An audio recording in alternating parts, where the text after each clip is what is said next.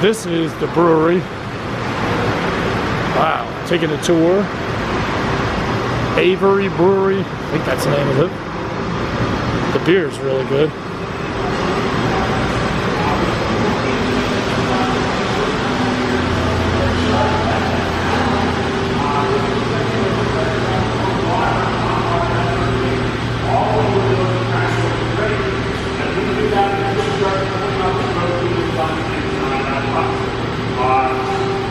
Move along the steps in the process. We're going to take it into our second tank, which is actually, sorry, our third tank over there, which is the second step in the process. That's our ladder ton. That is going to be doing similar to what we're doing here in the first step, but we also have rakes, arms with big rakes on them that will kind of stir through everything. And as we run water and we're stirring all that, we're able to kind of extract everything from those husks that we have. Pulls it off, makes it nice and easy. In this tank as well, we have a false bottom.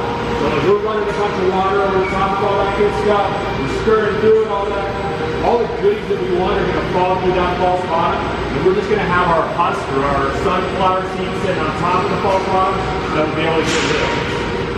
From there we introduce it into our third tank here, or our second tank, which is the third step in the process. We're always totally out, sorry. I always say it's custom built. They had a couple too many pints and they put together the stuff, which is why they skip all over the place like that. But this guy over here, this is our boil. We are going to be heating everything up, starting our enzymatic process. We're converting what was on the inside of that husk into sugar. That protein, as it heats up and gets soaked in water, converts into sugar, which is what we use for fermentation. The other big thing that goes on in this is where we're dealing mostly with our hops. So hops is the third ingredient that we put in every beer. Hops are there for flavor, they're there for aromatics, and they're there for bitter. So we'll introduce hops into this part of the process 3 separate times. They all serve a purpose: aromatics, flavors, and bittering. Once we've done that, we have hot sugary water that's hoppy. It's very exciting. We call it work. That is when we're ready to ferment it and basically turn it over to the yeast, which is the fourth ingredient. But before we do that, we have to ship it through our final step in the process. The fourth tank over there is the whirlpool. We're doing a couple of things in here. We spin all that hot liquid on the outside of the tanks, kind of like a toilet bowl. All the junk that we don't want going into your fermenting beer falls to the center of it. It's also there where we are rapidly chilling our beer. We have essentially insulated that tank with it's essentially food grade cold liquid, so that we can cool that liquid down as fast as possible. Heat affects your beer in a way that is leads to infection. When you have hot liquid, it is much more likely to get infected, affect your beer, create off flavors, that sort of thing as well. So that's why when we go through that step of the process, we want to cool it down as fast as we can to avoid a lot of that infection. Does that make sense? I know I'm looking like pretty quick. Feel good about that? What? You get like that. Usually use a liquid malt, or is it always? It is always going to be whole grain malt. We do DME every once in a while, but that's mostly just to add gravity to our beer, essentially. But not every liquid malt extract. We do that for every starters. We do that for these starters as well. Yeah, that's we'll either do that or we'll do a week more with something like Kelly's Brown or something like that. Cool. Everyone? Yeah, absolutely. Do you just have your own yeast strains, or? That's a great question. I talked about that a little bit over here, but I'll bring that back up. You guys know who Brewer's favorite hip hop group is? The Yeasty Boys.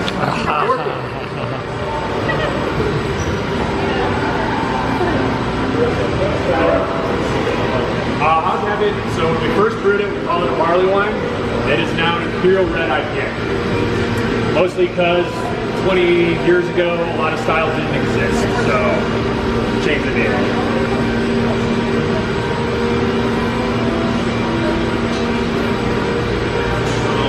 I need your job where I can drink beer. It's a tough job. I just have to make sure it tastes great for you. It's probably encouraged here. You got to taste test it. You gotta know what you're talking about. I don't trust anyone that works here that says they don't drink beer. Yeah, that's right. All right, guys, so what we're looking at here is actually directly behind you. This is our laboratory. When we got our loan from the bank, I said we got 50% of what we wanted. We had to retract a lot of things, but the only thing that we did not change in the original plan is this lab. This is the most important thing in the entire brewery. What are we doing in here? Well, we do a couple things. Quality control for sure, that's our biggest thing. We will test every single beer that we make in this brewery up to 20 times from start to finish to make sure it's turning out right. We were testing that beer for a couple things. We tested for things like what we call yeast vitality, which essentially means that it's fermenting properly at the rate that we want it to ferment, etc. Other things we're testing for is off flavors. There's two huge things that affect your beer and make it taste bad. There's a lot of things. The two biggest things that you're probably familiar with is oxygen and sunlight. Sunlight, if you expose your beer to sun even for a couple seconds, we call it sunstruck, it becomes skunked. So if you're at a party and you're drinking a beer and it's skunked, that's because it has turned bad. It has essentially been affected by the sunlight. Oxygen is the other big one. Oxidized beers are very bad if you expose beer to oxygen or heat, which happens over time, not just at, even at that room temperature. That beer might end up tasting like a library book or wet cardboard or something exciting like that. If you're into that sort of thing, by all means go for it. But that's something that we don't want going into our beer. So we'll test that a bunch of times through, making sure that that's going on exactly how we want it to be. If we do find something that's wrong with our beer, it doesn't taste right, it's not fermenting correctly, we will dump that beer. We do not ever want you, with as many craft breweries as there are now, we don't want you to ever have a bad Avery beer. There's thousands of choices out there. You have one beer from us and it tastes terrible. I wouldn't blame you if you never had an Avery beer again. That's just how seriously we have to take it. You guys also test for dissolved oxygen. We test for everything. These guys, we have, I think, 5 minutes lab tests. The other big things that we were doing in there, we were testing for brand consistency, similar as what we talked about over there, just making sure that every single beer that we put out tastes the exact same way every single time. The other thing they're doing in here, they're going to keep samples of every single packaged beer that we send out into the market, so that if you go somewhere in California and you buy a can of IPA and you drink it and it tastes terrible, you ever notice there's a little coating on the bottom of cans? That's essentially dating for that. We can pull that exact sample based on that number out of our storage, crack it open, drink it, see what's going on. Has it been stored properly? Is there something wrong with it? Do we need to recall product? Whatever that is, we're able to kind of catch that and head it off before it spreads even further than it needs to go. Luckily, that doesn't happen very often. The final thing that we do in there, which is probably my favorite part, is what we call quality control, or sensory. This is essentially our opportunity to test beer, taste it, come up with new recipes, that sort of thing. If we decide we want to make a new recipe of a beer, we as the employees are the first set of guinea pigs for that. So they'll blind taste us in a panel, whether it's a recipe change or whether it's a brand new beer. We will test things out blindly, kind of give our 2 cents on that, decide what we like better, and from there, we'll brew a batch of that beer, and then you guys all become the guinea pigs for us. Any beer that you're drinking in there that is a taproom rarity, that is beer that at some point in time could turn into a packaged beer. So you guys essentially come in here to the taproom, you drink one of those beers, you absolutely love it, you tell your friends, they drink it, they love it.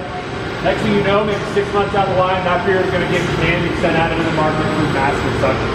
So a lot of recipes. Will Coy Capolo started as just a Belgian way with passion fruit. People loved it.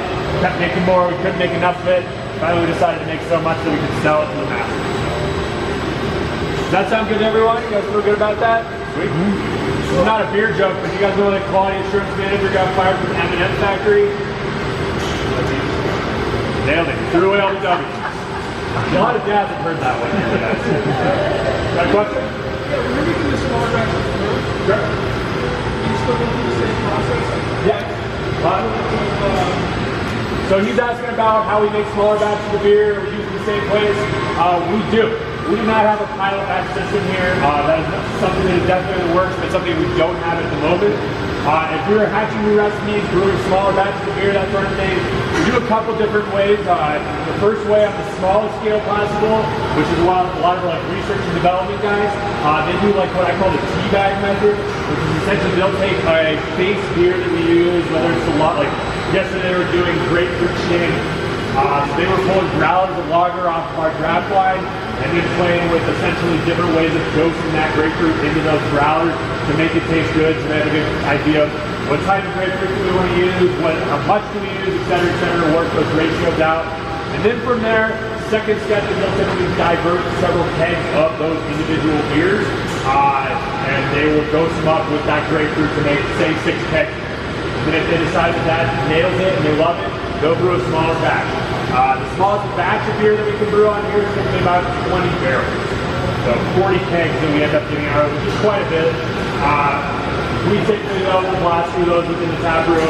If it sucks and we don't sell it, nothing. It is definitely a sad part of the industry, but if it doesn't sell and no one's gonna drink it, it's gonna go bad anyway. So, or if in my case I get lucky and kind of sneak down there and talk to some of those guys, and I'm gonna get to take a keg over to less than stellar beer. So, yeah, that's typically how we roll through that without having that pilot access. Oh, it's phenomenal. Yeah, we're doing a watermelon salted shaving that's coming out again next week, and a grapefruit one coming out the week after and the week after that. It'll be all over the tap room when we have it, and we'll put it at our anniversary. Cool, guys. Yeah. How can you change recipes? How can we change recipes? Not that often for things that have been kind of tried and true. A lot of it has to do with the availability of certain ingredients. Hops are a big thing. They're like, it's an ever-changing market essentially, and sometimes people decide, hey, Simcoe hop is the new hot hop. We want to, it's not new, but it's the hot hop of the year. We want to use a lot of it, so we have a hard time getting that hop, and maybe I have to start rethinking about what other kinds of hops can we grow in there, that sort of thing. Or maybe on the flip side, a good example I think, kind of a fun one. If you guys had any of that double dry hop IPA downstairs, there's 2 hops in there, Laurel and Omega. Those are essentially more or less experimental hops that we'll kind of get in small batches samples from different hop producers, throw it into a beer kind of in our place to see if we like them. And if that sells well and all these boys decide they love it, people decide they love it, that's when we'll tweak that recipe out. It's a lot more, a lot of like core brands usually stay pretty much the same. It's not as I know it's like a long way to go through that. There are certain hops that have similar characteristics. Totally, yeah. That's there's always, I mean, it's an ever-evolving process, and as the industry grows, it's a lot harder to get a hold of things that might have always been like the standard for us back in the day. You know, that's a big part of where that purchasing power we were talking about before, being able to actually get some of those ingredients like good rice. Hops are close to being kind of that almost monopoly for the people that produce them, because there's so much demand for them and not a ton of production. So there will be ever escalating prices on a lot of stuff, but we're able to kind of get the lower pricing on it based on how much we're buying at the time. Like when it Costco versus Pick Super. Mostly pellets. Mostly because they're a lot easier to preserve. He's asking about what kind of hops we use. We essentially more or less will commit to our entire year's worth of hops in a matter of time at the beginning of the year. We have our whole year of production planned out because we do have to get all that during the harvest season. And the pellets are something that just lasts way longer, stay preserved better, etc. We've done it a little bit. A lot more experience. And like whole cone hops, wet hopping, all that stuff. Few and far between, but it has to be done. Sweet. Move on to some yeast. We'll talk about, answer a question you maybe had a little bit earlier on that.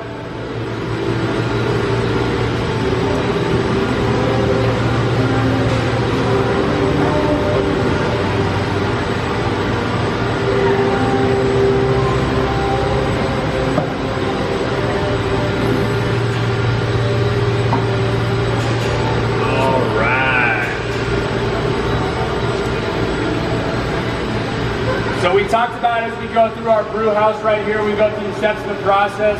When we're done with this fourth tank, we've created sugar water, essentially. And now we need to ferment that sugar water into beer.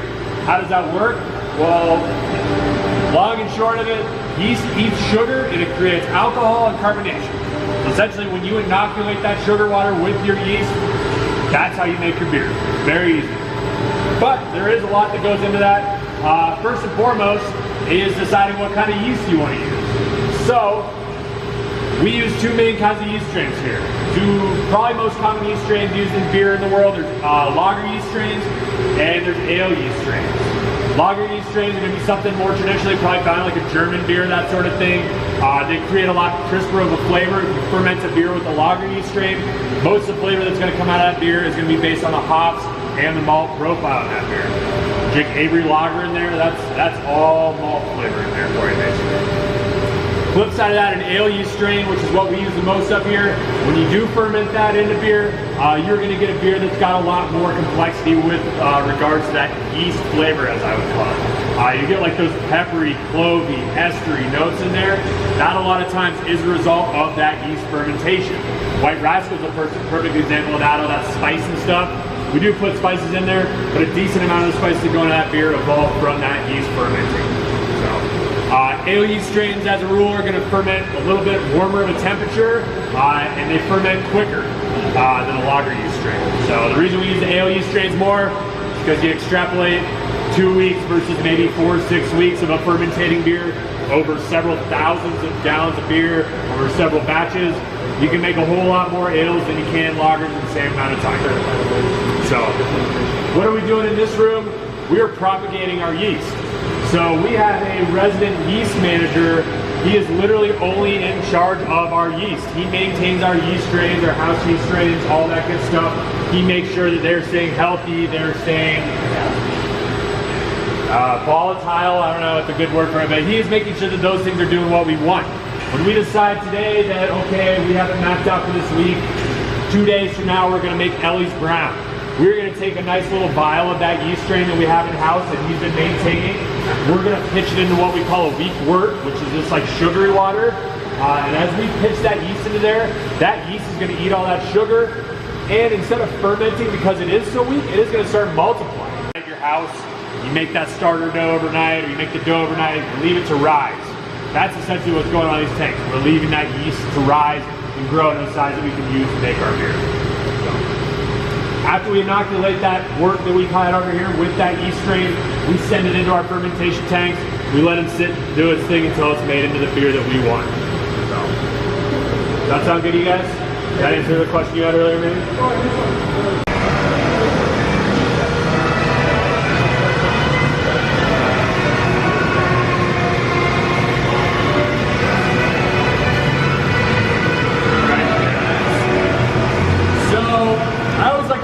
Here, it might not look very exciting, but what we're looking at is what's inside this white room. It looks like a crock pot or a pressure cooker. Essentially, we built this building, we got our loan from the bank, all that exciting stuff. Adam Avery decides, hey, I got a little bit of money laying around after that loan. I'm going to treat myself. I'm going to buy a Ferrari or something like that. Well, that didn't go according to plan. Essentially, a couple of the other guys in the brew house talked him out of it and said, instead of spending that money on that Ferrari for yourself, let's get one of these guys. It is called a centrifuge. Centrifuge is what we use to filter all our beer in this brewery. So, if you get a beer within this brewery and you hold that guy up to the light, unless we intended for it to not be so, it is going to be essentially crystal clear. Even some of our stouts, you can see straight through that. Why is that? It's because it's rolling through the centrifuge down there. How does the centrifuge work? Well, think about, I always equate it to the, there's a carnival ride I went to as a kid, which maybe some of you guys saw it. I think when I went to, it's called the Mine Shaft. You go in this big circle and they spin it really, really fast. The bucket. The floor and you stick to the bucket. wall. That's what's happening. Bucket. So they spin those worst ride ever. In there. Once we're done with our beer fermenting, we drop it right down to the top of that bad boy. All the particles that we want to pull out of that beer latch onto the sides because it's spinning so fast, and just that clear liquid falls through the bottom of the centrifuge. So that's how we get all that crystal clear liquid. We will spin every single beer that we make here. Why are some beers less clear, like White Rascal?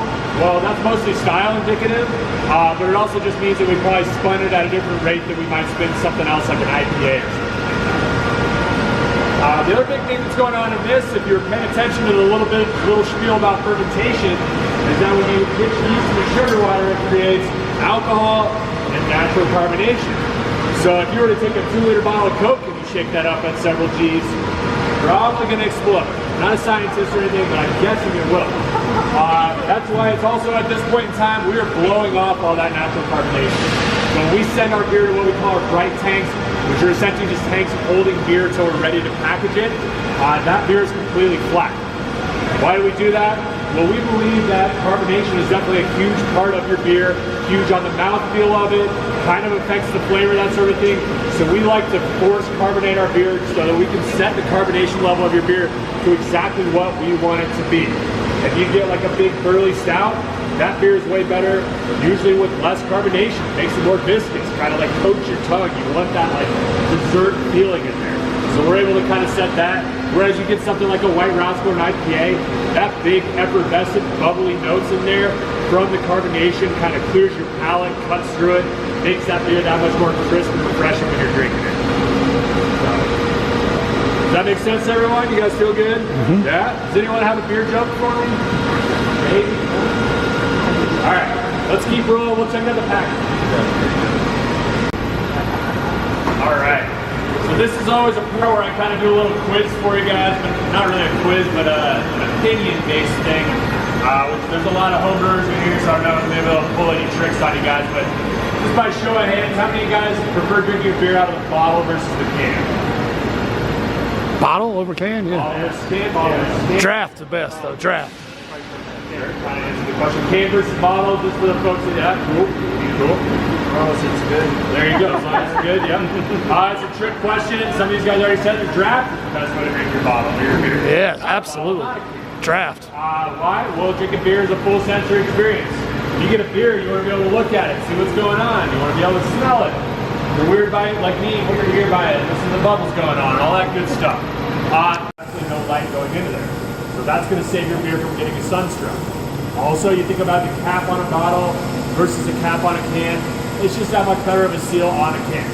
So as we move forward, we're getting to the point that we're doing as much as we possibly can of our beers in cans so that we can store them and have them by the time they get to you and you crack that bad boy open, it hasn't been affected in any negative way.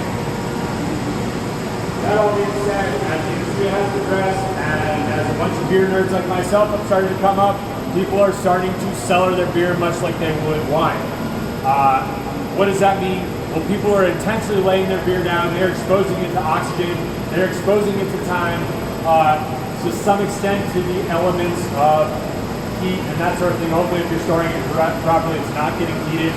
But they're essentially challenging that beer to get oxidized in some way and turn it into something that they think will have a positive effect.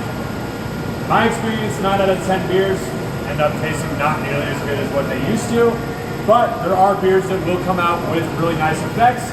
Maybe a nice like sherry wine note in there, nice mellowness of like the strong acidity that you might get out of the sour, that sort of thing as well.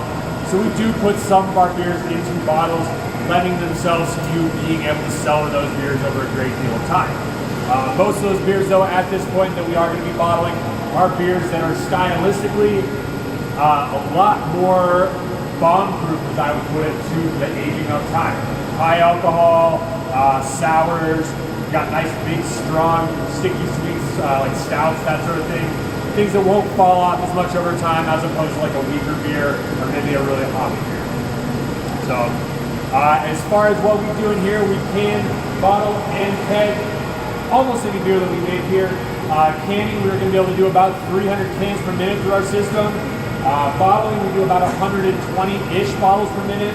And then kegging, we usually do about 1 per minute. How does it all work? Well, it's not running, so it's pretty hard to imagine. But hopefully that beer helped you imagine. Essentially what we do is we're going to start actually the canning line because it's easiest to see. We start over here in this red box. They're going to be empty cans. They're going to essentially just be similar to the glass that I have on it. They have no cap on the top. What we do is we send them through our system, kind of streamline everything. The first thing we want to do as we're doing that is we want to purge all of the oxygen out of those cans because oxygen wrecks your beer. So we spin those guys over inside a little box over here. Those empty cans get blasted with CO2. It shakes all the oxygen out of that bad boy. It also blows all the excess like dust and all those particles that you don't want in your beer out of there, just so it's kind of vacuum proof, that sort of thing. From there we're going to send it into what we actually have as our canning line, which is this square off to the right over there. We are able to latch onto every one of those beers from the top like this. It seals it off so there's no oxygen getting in there. And then there's going to be a prong that goes right down to the bottom of that can. That prong is going to fill every single one of the beers that we have here from the bottom up. Why do we do that? mostly because it eliminates foaming. So if you're ever at a store and you buy a 6-pack of beer and you crack it open and there's only 10 ounces in there and you thought it was 12 ounces, that's probably the worst thing that happens to me on a daily basis. Well, not a daily basis, but I'm very sad. This eliminates a lot of that. From there, we spin those cans out. They are completely full. We blast that little bit of liquid with CO2. It excites that little bit of bubbles that are on the top of there, pushes the extra oxygen right out of that beer, and then we cap it right off right away and send it off and put it into rigs or whatever we want it to be. From there, we throw that stuff right into cold storage. The big thing for us is having our beer always stored cold, mostly just because it slows down the aging process. So we'll essentially package it from temperature controlled tanks and immediately put it into our cold storage over there until it's ready to get put onto shipping trucks and sent out throughout the country and world. If you guys want a better idea of how the packaging looks, I encourage you to check out the growler machine downstairs in the tap room. That guy is essentially a miniature packaging line. It is doing exactly what we were doing on our canning line during that process. So. Do you have an idea of what your packaging splits are? What are what? Your packaging splits between draft, bottle, and cans? Oh man, I don't know the exact numbers, so I'd hate to put it on there, but it's a heck of a lot more drafted cans than it is bottles. Essentially, we have moved to the point where bottling, we are only doing, well, not only right now, but in the near future, we'll only be doing our gold foil release, which is our one-off in bottles. That, and there are a couple like big, large national accounts and or maybe a few states or countries that only allow their beer to come in those bottles. But that'll be pretty much it of what we're putting in the bottles. So canning will be huge and kegging will be huge.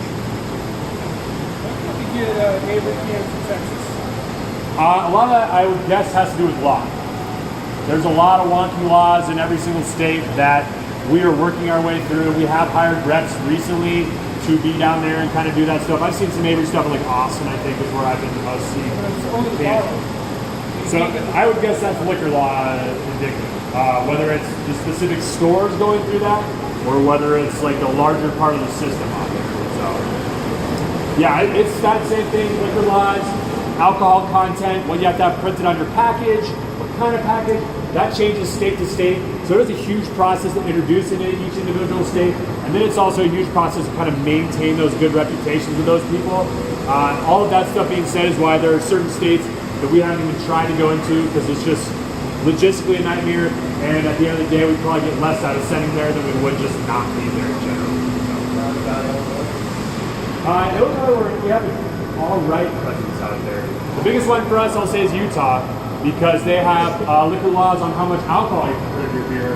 And the way we do it here, if you guys pay attention to the draft wall, we don't do small alcohol beer very often, or low alcohol beer very often. So for us, it's like, cool, we'll send you guys one brand every 6 months, and that's probably all you get. Should be in Arizona, yeah. 41 states at this point. 41 states, 2 other countries, hopefully coming soon to several other places. Sweden and Japan. I have no clue how those are the two. Adam Avery likes to maybe go there and travel, so it's a nice easy way for him to do that. But, I doubt it. We'll see. It's a German-built brew house. We have a bunch of Germans that used to work here and kind of help us kind of keep everything in line, so maybe they'll talk us up as they come back home, but they like their old school stuff out there a lot more. Sure. Not legally. Awesome, guys. We got one more. We have one more step or stop or whatever you want to call it. If you want to go through these double doors, hang the left out the stairwell into that lobby. I'm gonna meet you guys there. Just because you guys all humored me and laughed at my jokes, I'm gonna have another taster coming down for you soon.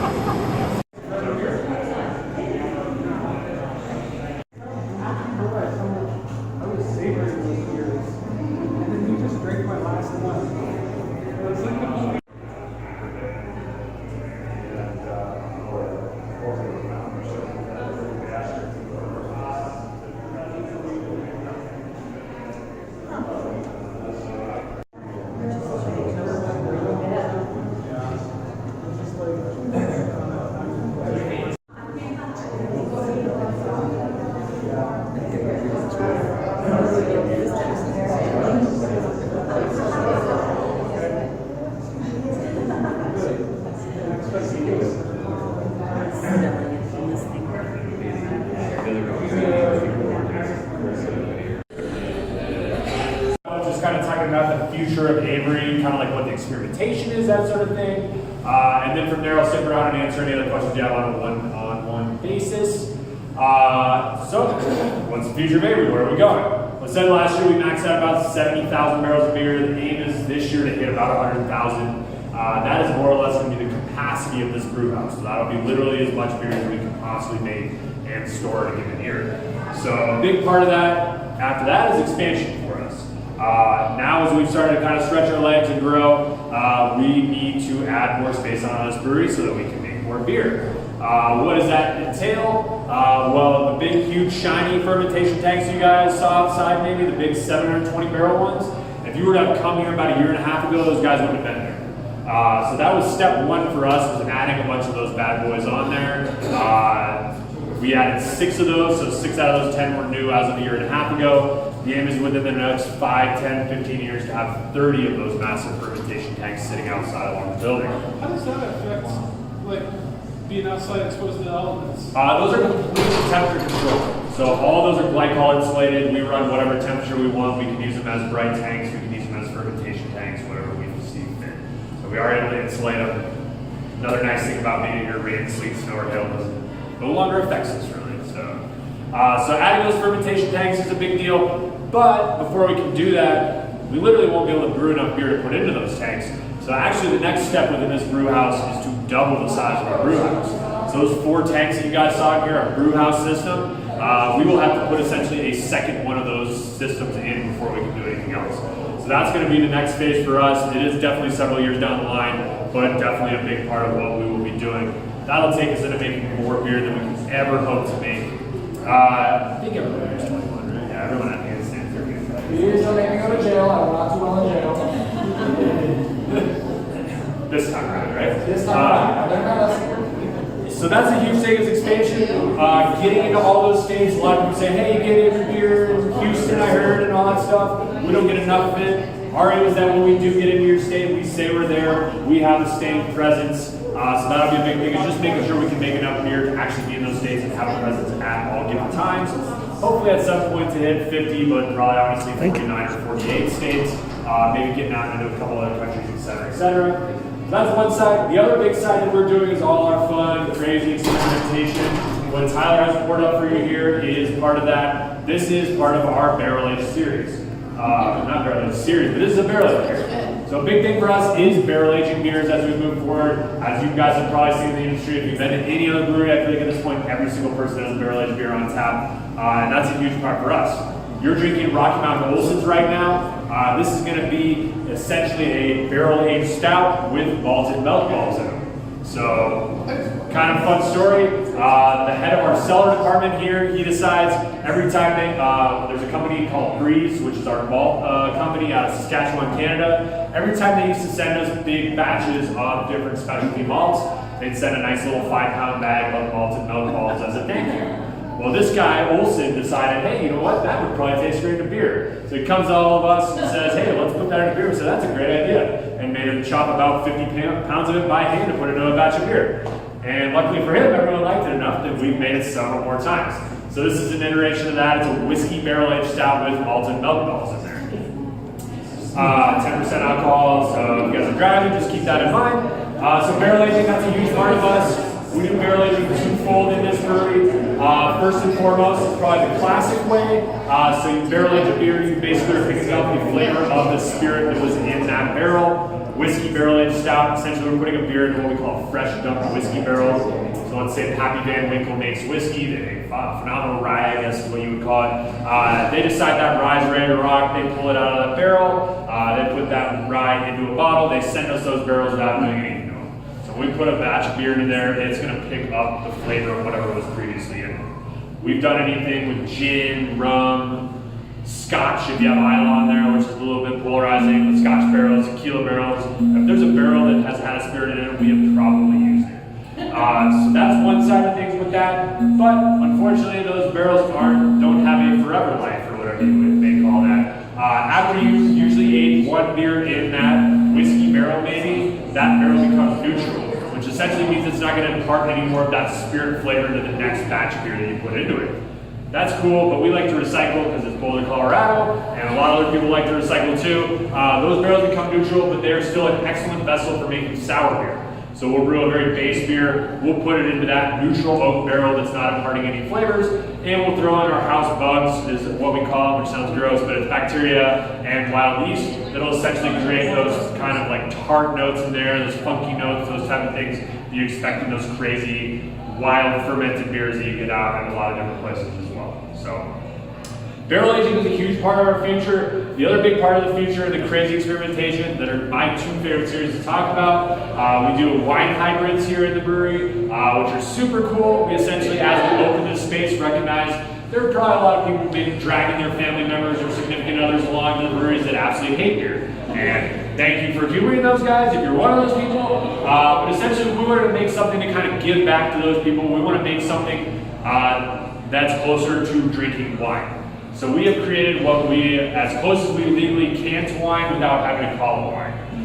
We will typically take 40-ish% of the fermentables that we put into a wine are going to be wine must or wine grapes. We will brew that in with a really base level malted barley. It doesn't really impart flavor, it just has the barley in there and call it beer. And it'll typically get fermented with the wild yeast that lives on the skin of the grapes and aged off in wine barrels.